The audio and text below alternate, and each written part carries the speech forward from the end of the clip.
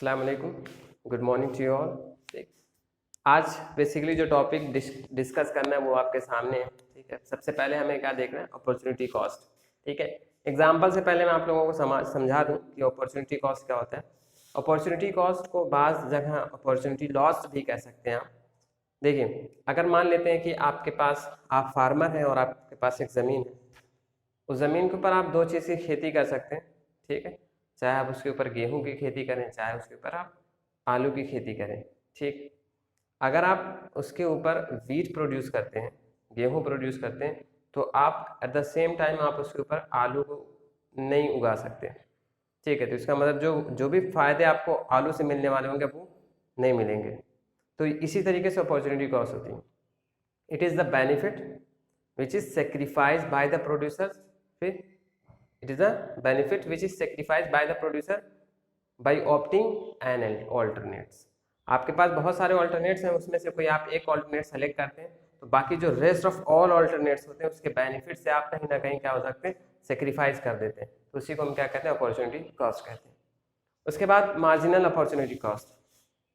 Marginal opportunity cost का मतलब होता है it is a cost which incur on the production of an additional unit of goods and services. एक additional unit को produce करने पे जो भी कॉस्ट आती है उसको हम क्या कहते हैं, मार्जिनल अपॉर्चुनिटी कॉस्ट कहते हैं। अगर यूनिट्स में उसको क्या कहें, अगर जैसे मिसाल के तौर पे अगर वो लॉस्ट मॉनेटरी टर्म्स में, अगर आप उसको पैसे में देख रहे हैं तो वो मार्जिनल अपॉर्चुनिटी कॉस्ट बन जाता है। अगर आप उसको यूनिट्स के अंदर में देखते हैं तो वो मार्जिनल रेट ऑफ ट्रांसफॉर्मेशन बन जाता है। दोनों बात एक ही है, चाहे एमओसी कहें चाहे आप एमआरटी कहें। एमओसी जो होता है वो मॉनेटरी टर्म्स में होता है और एमआरटी जो होता है वो यूनिट्स में होता है। ठीक है, उसके बाद एक PPC, production possibility curve. Production possibility curve को समझने के लिए हमें ये पहले समझ लेते हैं, ये सब कॉम्बिनेशंस हैं, मतलब आपके पास ऑप्शंस हैं ये सब। उसके बाद आप दो गुड्स बना सकते हैं, मान लेते हैं गुड्स का नाम एक्स है, ये एक्स कुछ भी हो सकता है, चाहे गन होगा चाहे ब्रेड होगा, चाहे वाई को आप गन मान लें, ब्रेड मान लें या फिर कुछ और मान लें, जो भी मर्जी आप मान सकते हैं। ये सारे आपके पास कॉम्बिनेशंस हैं।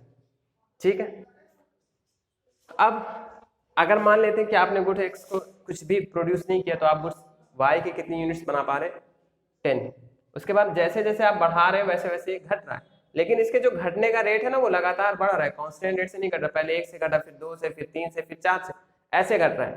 तो इसका मतलब क्या हुआ, इसके पीछे जो रीजन है वो सिर्फ इतना है, ये इतनी तेज जो घट रहा है ना, इसके तेज घटने का जो रीजन है वो ये है कि जो इंप्लॉइज गुड्स एक्स और गुड्स वाई बना रहा है वो गुड्स वाई को अच्छे से बना सकता है लेकिन गुड्स एक्स को अच्छे से नहीं बना पा रहा है। तो क्या हुआ, तो जब वो अपनी रिसोर्सेज को गुड्स वाई में से एक्स में ट्रांसफर करता है तो वो क्या हो जाता है, ज्यादा ज्यादा उसको यूनिट सेक्रीफाइस करनी पड़ती है। मान लेते हैं कि आप अकाउंटेंसी में बहुत अच्छे हैं, या फिर अकाउंटेंसी में आप बहुत अच्छे हैं, इकोनॉमिक्स में उतने अच्छे नहीं हैं। तो इसका मतलब क्या हुआ, जब आप अकाउंटेंसी में अच्छे हैं और इकोनॉमिक्स में अच्छे नहीं हैं, तो अकाउंटेंसी का एक क्वेश्चन करने में मान लेते हैं आपको 10 मिनट लगता है, और आपको इकोनॉमिक्स पढ़ने में, आपको इकोनॉमिक्स के क्वेश्चन करने में 20 मिनट लग जाता है। तो इसका मतलब कि जब आप अपना टाइम अकाउंटेंसी वाला इकोनॉमिक्स में शिफ्ट करते हैं तो आप देख लें कि अपना टाइम खराब हो रहा है। ठीक है, तो फिर और मेहनत करने की जरूरत है, तो और मेहनत करिए आप लोग। ठीक है, तो वही मतलब होता है यहाँ पे भी, जिस चीज में एक आदमी अच्छा होता है ना तो उसके अंदर वो क्या करता है, कम टाइम लेता है, रिसोर्सेज भी कम लेगा, और जिसमें वो खराब होता है उसमें उसकी रिसोर्सेज ज्यादा वेस्ट होती हैं। ठीक है, यूज कम होती है, वेस्ट ज्यादा होती है, इसकी वजह से ये तेज से बढ़ रहा है। ठीक है, अब एमओसी जो है उसके निकालने का या फिर कैलकुलेट करने का एक फॉर्मूला होता है, लॉस अपॉन गेन। ठीक है, अब देखिए आप लोग, पहले पे तो आप इसको डैश छोड़ दीजिए, उसके बाद देखिए लॉस कितने का हो रहा है, इधर लॉस कितने का हो रहा है, एक यूनिट चली गई, तो 1 अपॉन गेन कितने का हो रहा है, सिर्फ 1 का, और 1 अपॉन 1 इज इक्वल टू 1। तो ये एमओसी हो गया। फिर लॉस कितने का हो रहा है, 2 का हो रहा है, गेन कितने का हो रहा है, 1 का हो रहा है, इक्वल टू 2। फिर लॉस कितने का हो रहा है सर, 3 का हो रहा है, 7 4, ठीक है, अपॉन गेन कितने का हो रहा है, 1 का हो रहा है, इज इक्वल टू 3। उसके बाद लॉस कितने का हो रहा है, 4 का, गेन कितने का हो रहा है, 1 का, इज इक्वल टू 4। तो आपने क्या देखा, एमओसी लगातार इंक्रीज हो रहा है। जब आप इसी को गुड एक्स को यहाँ ले लीजिएगा, ठीक है, गुड्स वाई को यहाँ ले लीजिएगा, तो जब आप इन दोनों कॉम्बिनेशंस को बनाएंगे तो ये जो ग्रीन वाला है, ये जो ग्रीन वाला है कुछ इस टाइप का क्या आएगा, शेप आएगा।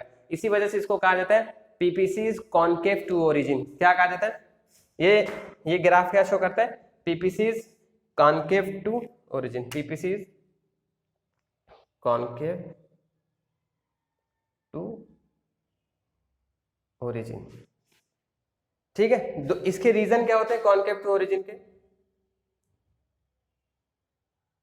ठीक, ये बल्कि कॉन्केव टू ओरिजिन का एक ही रीजन होता है, वो क्या होता है?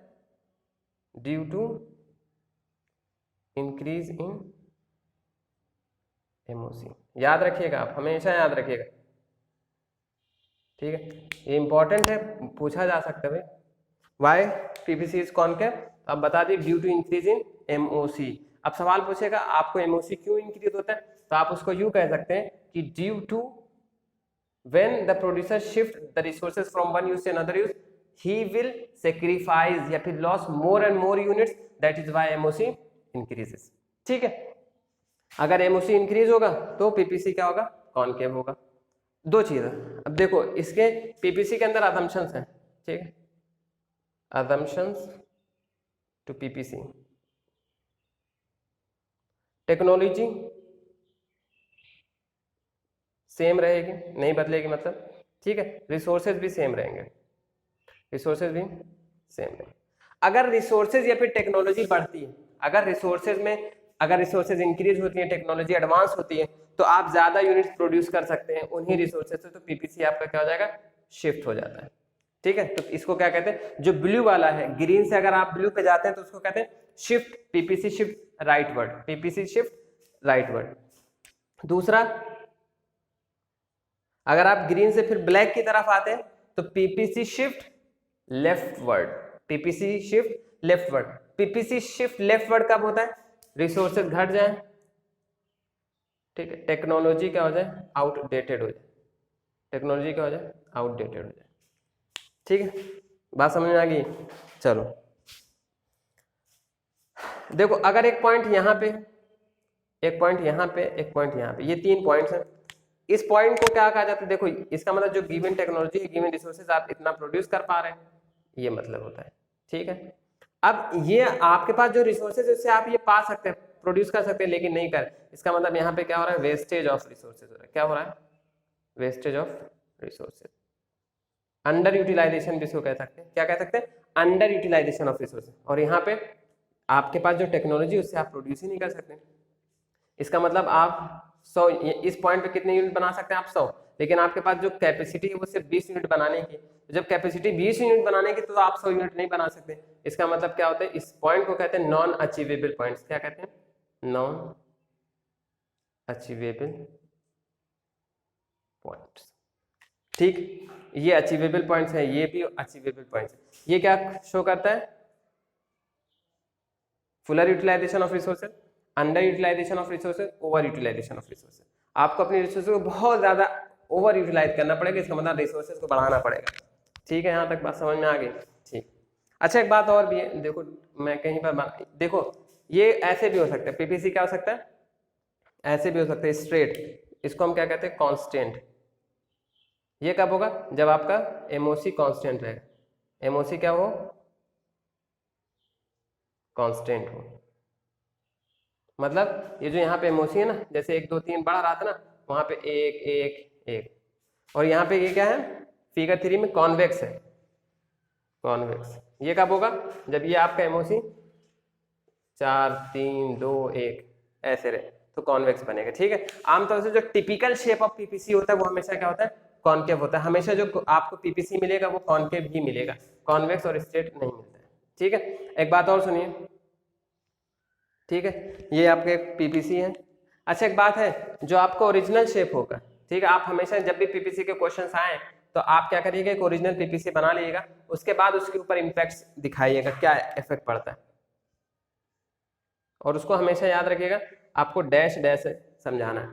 देखिए यहाँ पे y है, यहाँ पे x है, ठीक है, आप x को ज्यादा बनाए हैं और y जितना पहले प्रोड्यूस करते थे उतना ही कर रहे हैं। इसका मतलब क्या हुआ? ना तो y की रिसोर्स जो है वो क्या है, बढ़ी है कि घटी है कि कुछ नहीं हुआ है, तो y की रिसोर्स में कुछ नहीं हुआ है। टेक्नोलॉजी y की क्या है? वही है। यस सर, टेक्नोलॉजी वही है। इसका मतलब और चेंज किसके अंदर हुआ? या तो इसकी रिसोर्स बढ़ी होंगी या तो इसकी टेक्नोलॉजी एडवांस हुई। इसको क्या कहते हैं? व्हेन, मतलब ये सवाल है, when PPC rotates on x axis, x, क्या क्वेश्चन है कि पीपीसी कब रोटेट करता है एक्स एक्सिस पे, तो कब करेगा, जब एक्स एक्सिस की टेक्नोलॉजी या फिर रिसोर्सेज चेंज हो जाए। देखो एक बात और, रोटेशन जो होगा ना वो हमेशा एक एक्सिस पे होगा, रोटेशन किस पे होगा, या तो एक्स एक्सिस पे होगा या तो वाई एक्सिस पे होगा, लेकिन शिफ्ट दोनों एक्सिस पे होगा। ये पूरा पीपीसी के अंदर का मतलब बहुत सारी चीजें, इसके असम्पशंस है हमने बता दी, टेक्नोलॉजी सेम होनी चाहिए, रिसोर्सेज सेम होनी चाहिए, और भी इसके असम्पशंस है, जैसे इंप्लॉयज होंगे वो इक्वली एफिशिएंट नहीं हो सकते, एक के अंदर एफिशिएंट हो सकता है दूसरे के अंदर नहीं एफिशिएंट होगा, रिसोर्सेज को अच्छी तरीके से यूटिलाइज करना, ये सारे भी असम्पशंस हैं पीपीसी के। ठीक है, इतना ही रहने देते हैं, कल इंशाल्लाह फिर पढ़ेंगे। ठीक है, इसके बाद एक दूसरा चैप्टर है, ठीक है, वो है कंज्यूमर्स इक्विलिब्रियम। कंज्यूमर्स इक्विलिब्रियम को नहीं पढ़ाऊंगा क्योंकि उसके अंदर बहुत कॉम्प्लेक्सिटीज होती हैं। ठीक है, उसके अंदर एक पॉइंट बहुत मतलब पीपी जैसे कंज्यूमर्स इक्विलिब्रियम होते हैं, इंडिफरेंस कब अप्रोच, ठीक है, टाइम कंज्यूमिंग है, उसको नहीं पढ़ाऊंगा। डिमांड इसके बाद एक चैप्टर आता है, तीसरा चैप्टर है थ्योरी ऑफ डिमांड, उसको कल पढ़ाऊंगा इंशाल्लाह। ठीक है, हटा दे रहे हैं इसे। कुछ भी डाउट्स हो, कुछ भी क्वेश्चंस हैं, आप लोग पूछ सकते हैं मुझसे।